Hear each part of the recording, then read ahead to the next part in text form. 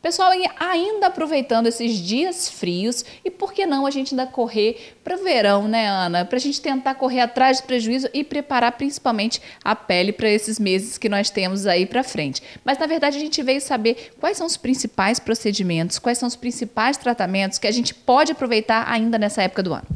Bom, é muito importante, como você falou, você preparar a pele para o verão, nesse período, porque chega a festa de final de ano, o paciente quer ficar com a pele bem luminosa, clarinha, uniforme, e aí às vezes procura o médico na véspera, 15 dias antes, não dá tempo da gente realmente fazer um laser, fazer um peeling, que são procedimentos que vão favorecer toda a renovação da pele, né? O que esses procedimentos fazem? Eles vão estimular colágeno, vão fazer uma troca de pele para tirar aquela pele mais envelhecida, que está mais superficialmente, para ver uma pele nova, mais uniforme, mais clara por baixo.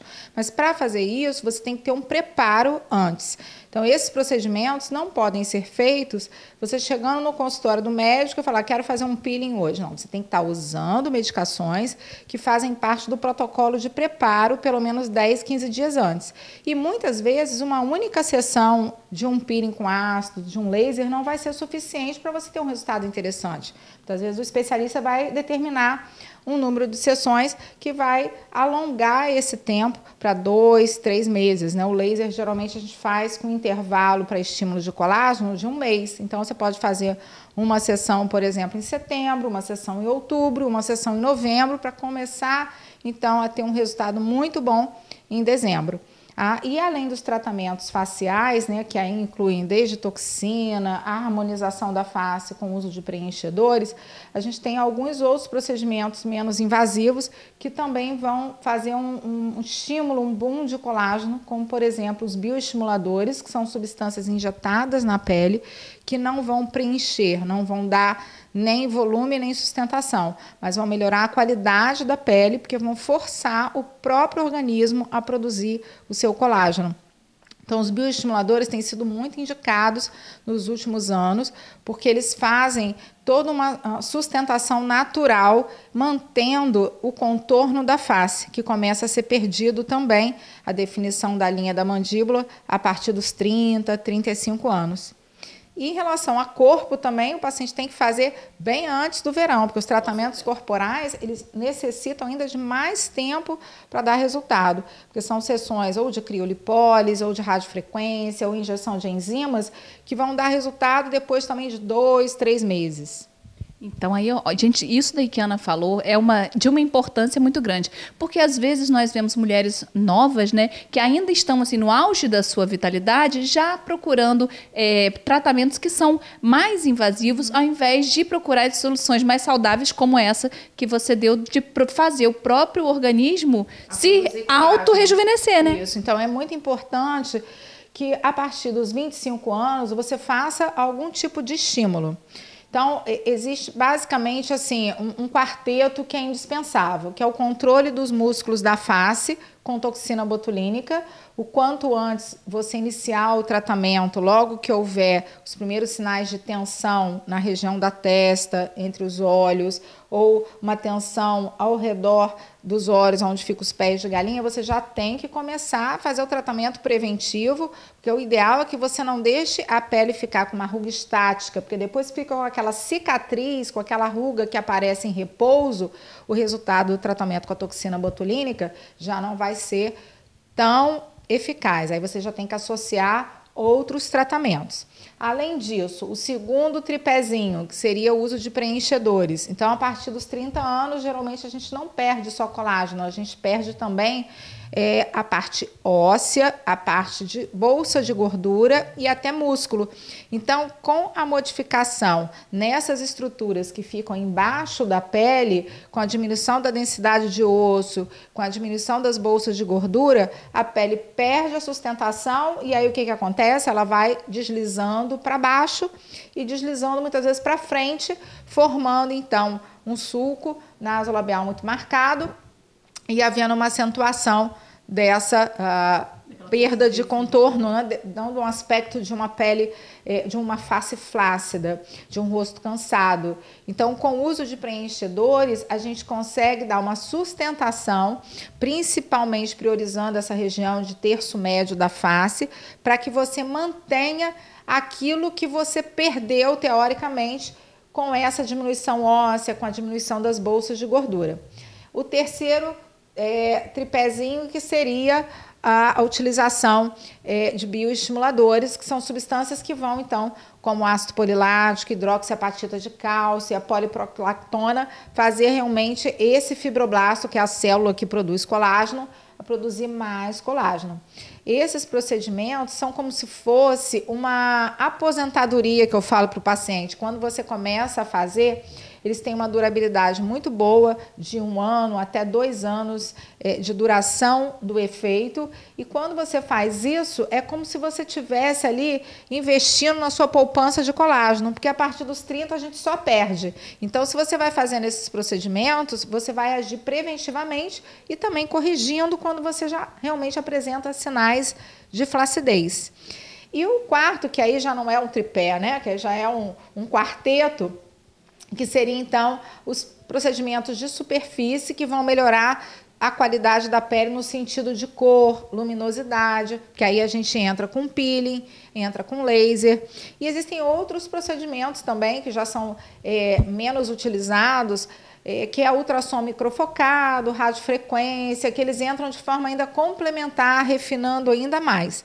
Mas isso tudo vai depender da experiência do médico, claro, né? Porque depende também do estado daquele paciente, do estilo de vida. Então, tem pacientes que se expõem muito ao sol, são surfistas, trabalham no sol. Então, às vezes, a gente não pode indicar um procedimento como um laser ablativo, que é um laser que às vezes vai deixar o paciente com aquele aspecto de pele muito queimada, que aí fica mais desprotegido, o risco de complicação é maior. Então, gente, tá vendo? É sempre o que eu falo para todo mundo. É sempre importante a gente procurar um médico qualificado e experiente para avaliar a real necessidade daquele paciente, né? Porque tratamentos existem vários, profissionais se dizendo capacitados para realizá-los, talvez mais ainda, né? E sempre um médico qualificado com experiência e expertise para realizá-los é sempre o mais indicado, né, Ana? Sim, eu sempre digo para o paciente, né, que já que hoje existe meio que um samba do crioulo doido, com muitos profissionais não médicos fazendo alguns procedimentos que, na verdade, antes eram limitados à dermatologia e à cirurgia plástica, você pergunta sempre para essa pessoa que realmente vai cuidar da sua pele ou que realmente está sendo responsável para realizar um procedimento, se ela está apta para realizar um tratamento de uma complicação, porque todo procedimento tem complicação. As complicações podem acontecer, inclusive, com mão hábeis, com o especialista, com o dermatologista, com o cirurgião plástico, só que quanto mais treinado, quanto mais especialista, menor o risco dos efeitos adversos. E quando eles acontecem, que alguns efeitos adversos vão acontecer independente da experiência do médico, mesmo que aquele profissional esteja utilizando uma boa técnica. O especialista sempre vai apoiar aquele paciente no sentido de tratar a complicação. Se houver, por exemplo, o surgimento de uma mancha, um distúrbio de pigmentação depois de um laser, depois de um peeling, se houver algum tipo de obstrução vascular quando você faz um preenchimento, porque o preenchimento é uma coisa que está sendo muito banalizada, mas é um dos procedimentos que envolvem mais risco.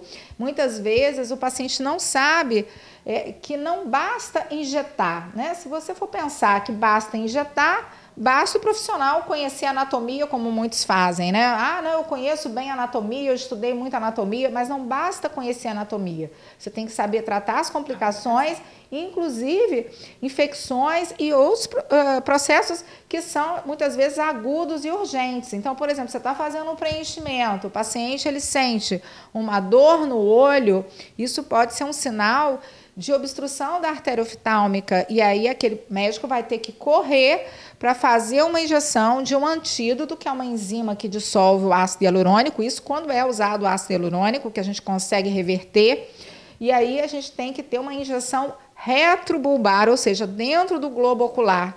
E aí, quem não é especialista vai fazer isso? Não vai.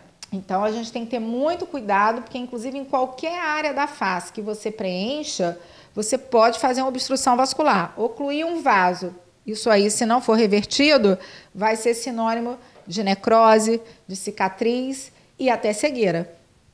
E não só isso, né, gente? O que a gente mais está vendo hoje em dia nos noticiários, né? Existem procedimentos médicos que não são habilitados fazendo esses tipos de injeções e tudo mais, e que tem causado diversos danos aos pacientes. Isso você deu exemplo de complicações que podem ser reversíveis e aquelas que causam a morte, né, Ana? Então, assim, a gente já tem relatos de pessoas que fizeram preenchedores com não médicos e que faleceram. E muitas vezes a gente não pode nem divulgar aquele procedimento, né, porque precisa todo de um laudo para você, mas a gente que na prática conhece, sabe, então a gente sabe que muitas vezes aquilo ali realmente foi consequência daquele procedimento que foi feito, porque foi injetado uma grande quantidade de preenchedor, né? Então existe toda uma técnica, você tem que saber o local exato e a quantidade exata de material que vai ser utilizado. Por exemplo, o Metacril, né, que foi agora muito falado, é um produto que é usado há muitos anos e que tem liberação da Anvisa para ser utilizado. Mas ele tem que ser usado em casos específicos e em pequenas quantidades. Não é para ser injetado em grandes quantidades no corpo. Então, para quem não exerce, né, a medicina, que em todas as atividades, não só na medicina, a gente tem bons profissionais e tem maus profissionais, né? Então, a gente não está dizendo que também não possa acontecer complicação com o médico. Todo médico pode ter complicação, só não tem complicação quem não trabalha, né? Agora, você tem que saber tratar aquilo e pegar o paciente no colo e apoiar o paciente, porque tem riscos que são inerentes, que faz parte da estatística, né? Então, você faz uma toxina, você pode ter hematoma, você pode ter assimetria, né? Você vai fazer um preenchedor, você também tem risco de edema, de hipersensibilidade ao produto. Então, isso tudo tem que ser discutido na consulta. E as coisas estão tão banalizadas que, às vezes, os pacientes querem marcar os procedimentos sem passar por uma consulta médica. Como se dissesse assim, eu quero preencher minha olheira. E mando uma mensagem para o médico, eu recebo muita mensagem na rede social, aí eu já tenho lá um textinho que eu copio e coloco. O Conselho Federal de Medicina proíbe o médico de fazer consulta pela rede social. Não adianta enviar foto. Você tem que examinar o paciente, você tem que palpar a pele do paciente, você tem que avaliar de forma tridimensional. Não adianta você mandar uma foto, porque não é através de uma foto que eu vou estar sendo responsável para indicar qualquer tratamento. Não só tratamento de saúde, como tratamento estético. Né? Mesmo que eu saiba, né, que aquilo ali, às vezes, a foto representa uma infecção, por exemplo, por um fungo, por uma bactéria, nós não podemos passar medicação nem indicar tratamento através das redes sociais. Então, gente, palavra dada é palavra cumprida. Ana, a gente já sabe que é mais do que experiente em todos esses assuntos. Então, você de casa ainda dá tempo de correr, de preparar a tua pele, teu corpo para o verão. Temos aí setembro, outubro, novembro e um pouquinho de dezembro também, para a gente correr atrás do prejuízo, né, Ana? Com certeza. E sempre lembrando que os melhores tratamentos são sempre realizados por profissionais habilitados.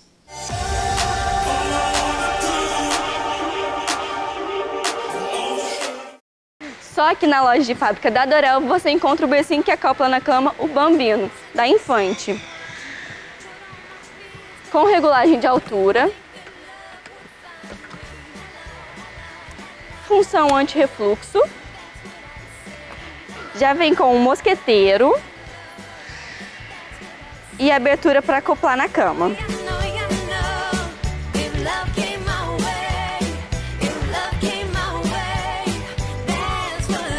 Disponível nas duas cores, indicado do nascimento aos 9 quilos. E esse é o bercinho Bambino da Infante, que você só encontra aqui na loja de fábrica da Dorel.